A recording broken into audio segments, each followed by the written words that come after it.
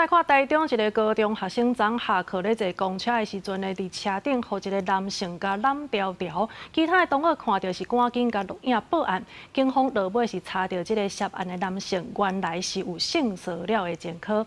这客运业者是呼吁民众，若准有拄到性骚扰，就会当直接来通报司机，确保家己安全。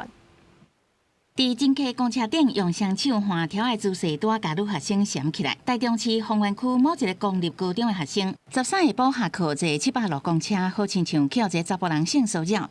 同齐坐车的学生囡仔联络警方报案，警方到尾伫丰原转运站拿查这个查甫人。其他学生讲有听到这个查甫人的代志，坐公车拢会特别提高警觉。学校表示会持续关心查某学生的身心状况，并提供协助。这是嘛，甲全校学生宣导提升自我防护意识。我就看到。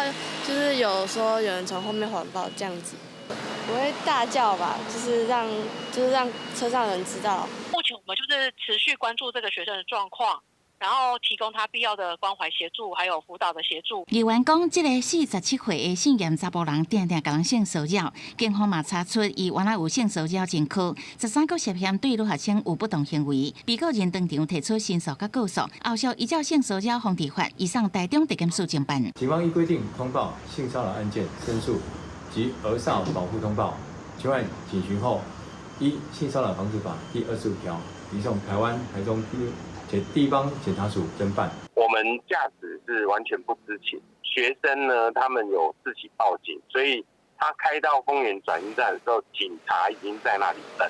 客运业者讲，这个女学生当时无通知司机，是通报警方到落车地点拿查。公车顶若是拄到性骚扰事件，标准作业流程会甲车开到警察局，也是甲警方约定附近的地点逮捕。